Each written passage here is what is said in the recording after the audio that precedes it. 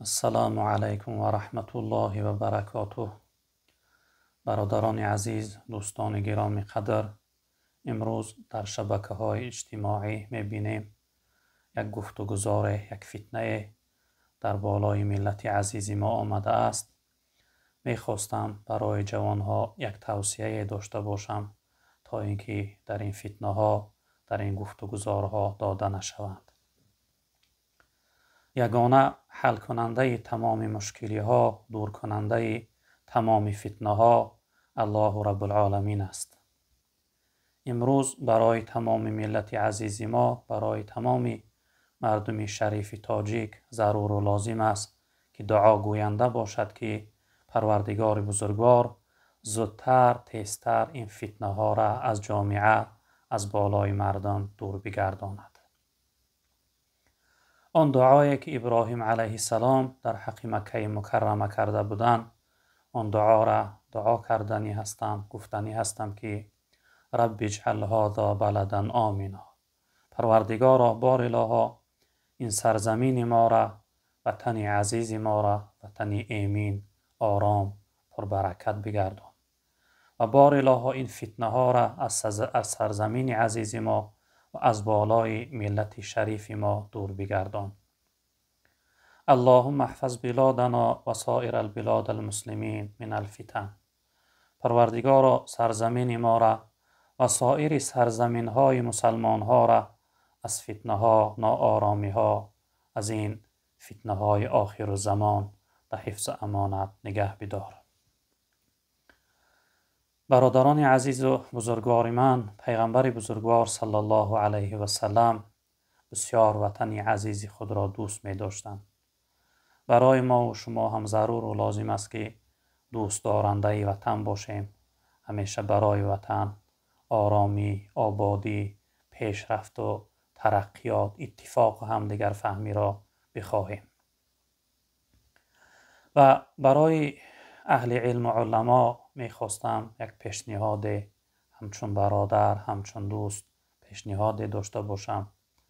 کنار آیه که رب العالمین خاصتا برای اهل علم و علما و واعظها و گوینده ها بیان کرده است، کنار این آیه یک نظری داشته باشم.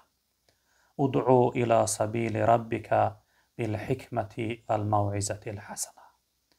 اهل علم و علما، شما خاصتا شخصیت های واعظ، نصیحتگر، پیشوا، مردم را نصیحتی خوب باید داشته باشه.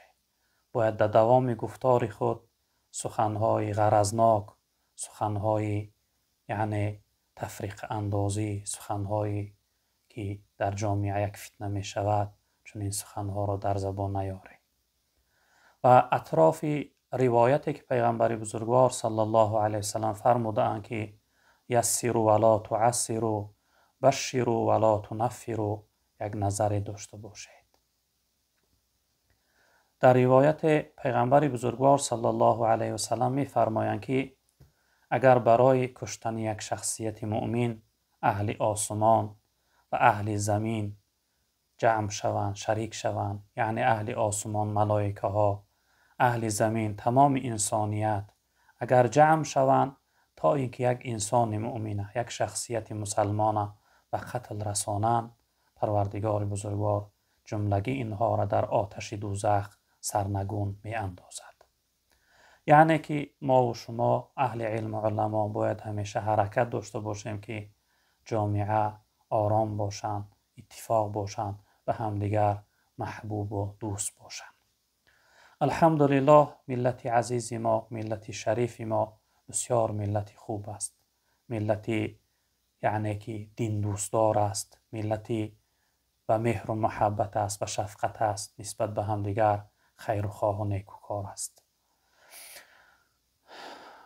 از خداوند امید دارم که پروردگار بزرگوار چقدر زودتر این فتنه ها را، این ناآرامی ها را از بالای ملت عزیز ما، از جامعه و از روی عالم، از تمام بالای مردم مسلمان ها، پروردگار بار الها چقدر زودتر و تیزتر دور بگردان و همیشه پروردگار وطن عزیز ما را، ملت عزیز ما را و خاصتا تمام برادران مهاجر و مسافر ما را در روی عالم در حفظ امانت نگه بدار.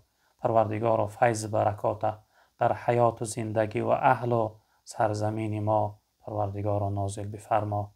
همیشه پروردگار ما را در حفظ امانت نگه بدار. این فتنه های آخر زمان از بالای تمام مؤمن ها و مسلمان ها از تمام روی عالم پروردگارا چقدر زودتر دور بگردان. و آخر دعوانا ان الحمد لله رب العالمین.